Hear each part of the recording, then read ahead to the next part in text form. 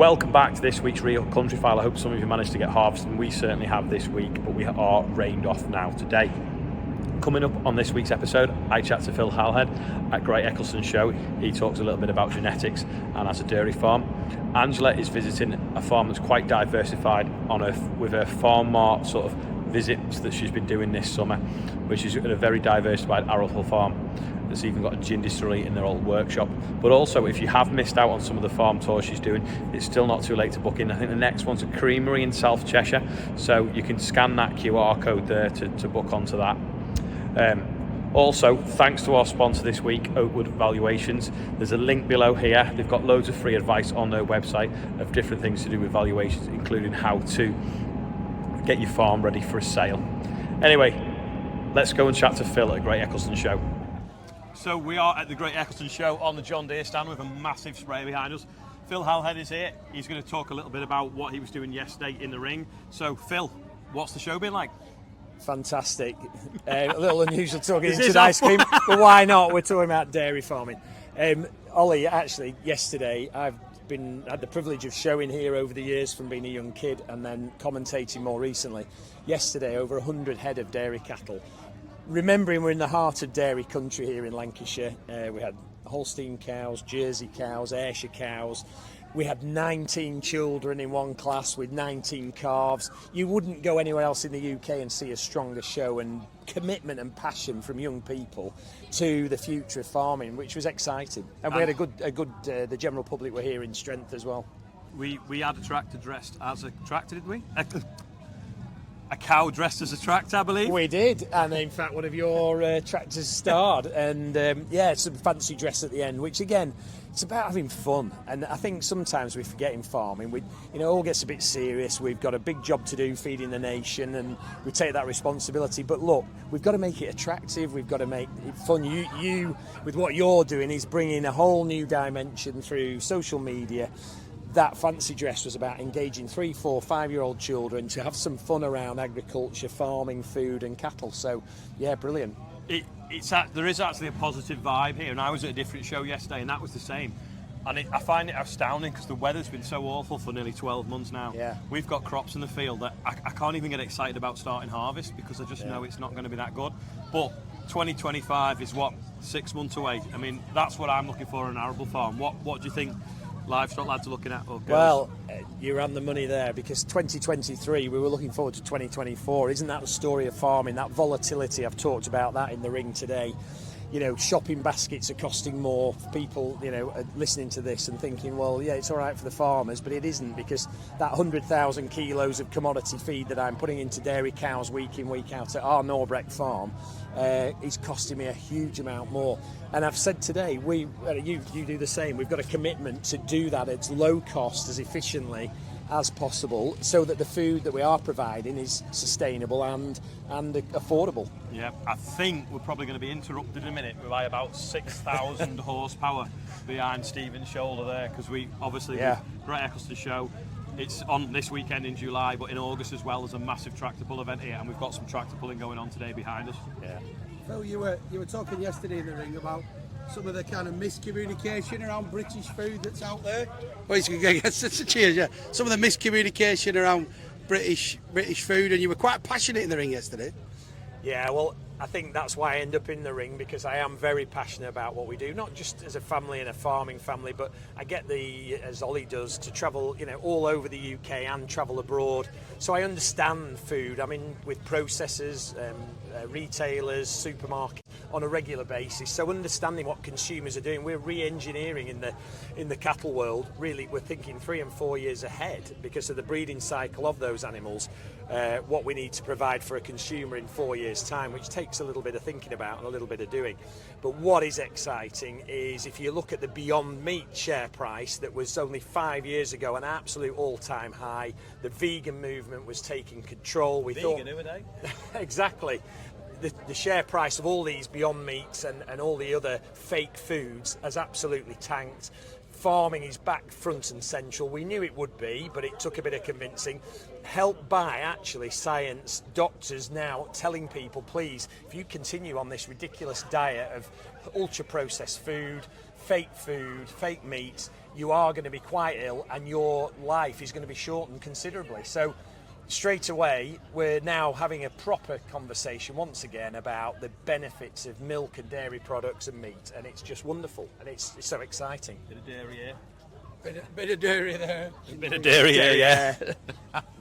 Thanks, Phil. So, just in 2 words, or in 2 sentences rather, people thinking about what they're eating, coming to shows like this, they might, look and smile at the cows in the ring, but what should the consumer really, now, what should they be thinking when they go out and spend their hard-earned money? Food without a label. So think about a piece of meat, no label, no massive margins, just, you don't have to eat lots of it, just a little bit of it.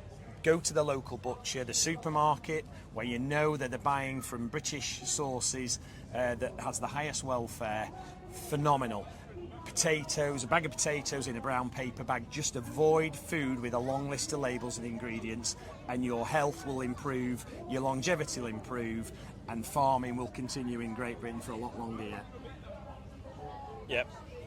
Wise words. Isn't Phil's enthusiasm infectious? Now, let's go and see Angela, who's on a farm walk, learning about grain storage, willow harvesting and gin making in Shropshire. Well, it's another grim old rainy evening, unfortunately, but it won't stop us having a farm walk here in Shropshire. I've come to have a look round this arable farm, but they've done a great number of diversification projects, one of which is including a gin distillery. So let's go and find out more.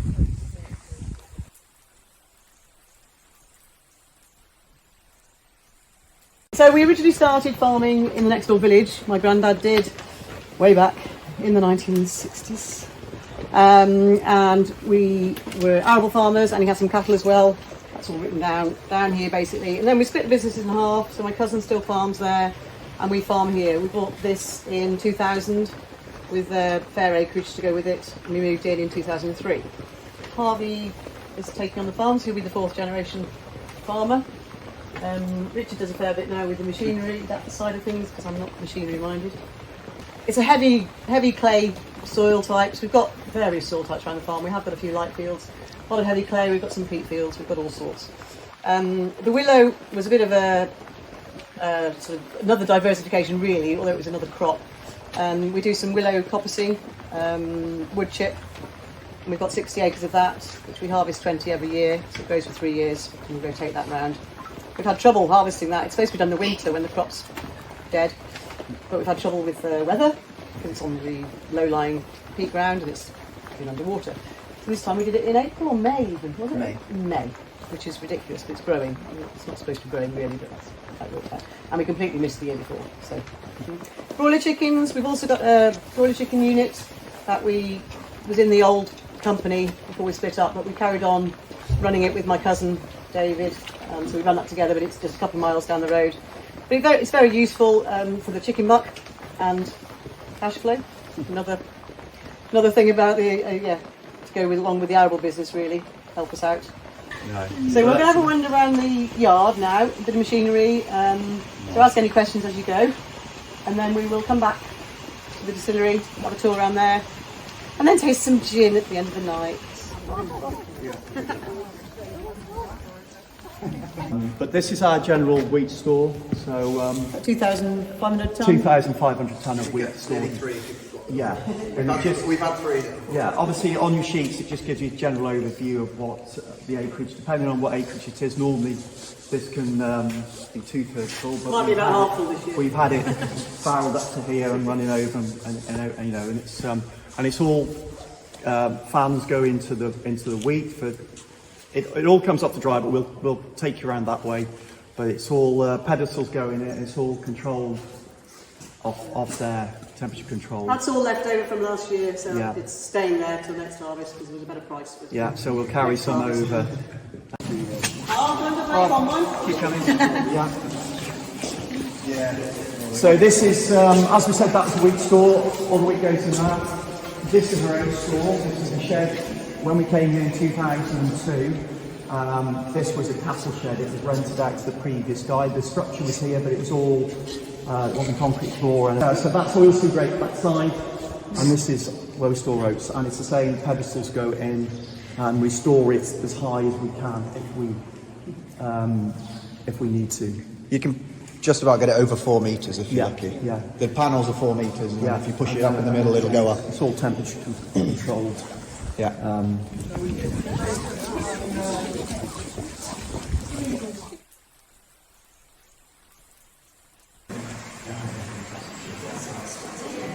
So this is our still.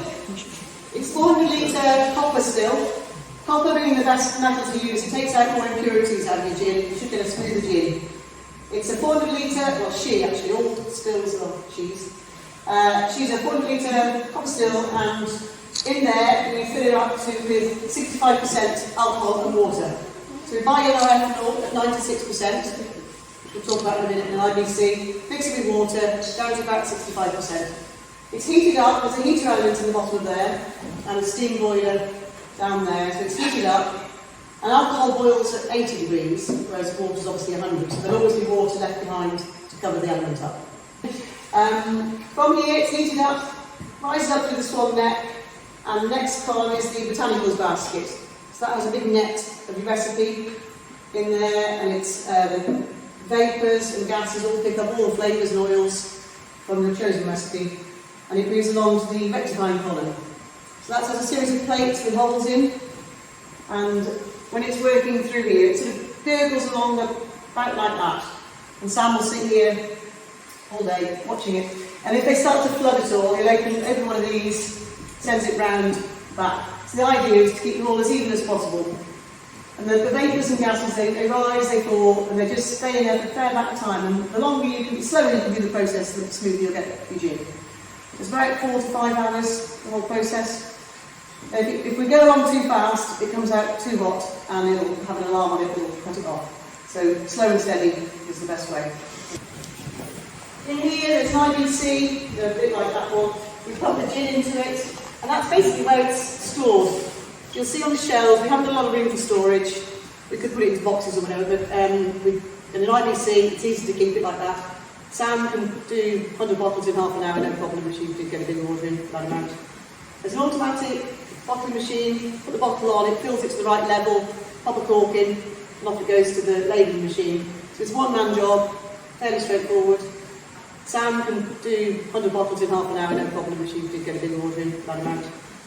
We boil this is our base alcohol, so it's just under 1,000 litres.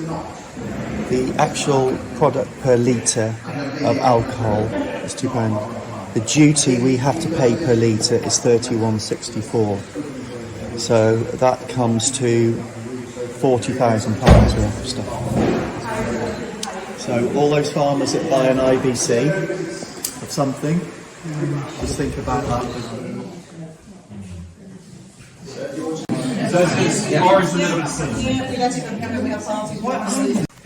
Right, where should we go?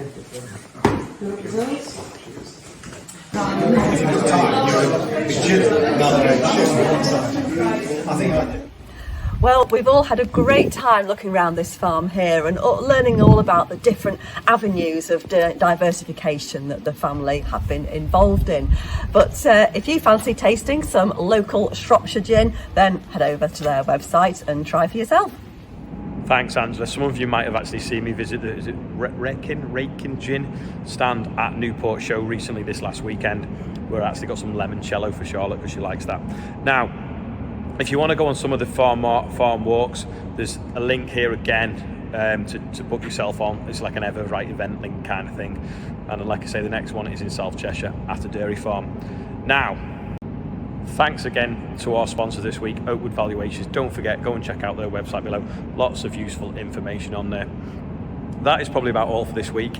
What weather have you had? Have you got any harvesting done? Let us know in the comments. What do you want to see on the next episode? Let us know also in the comments. Thanks for watching. Thanks to everyone that took part, and we'll see you all next time.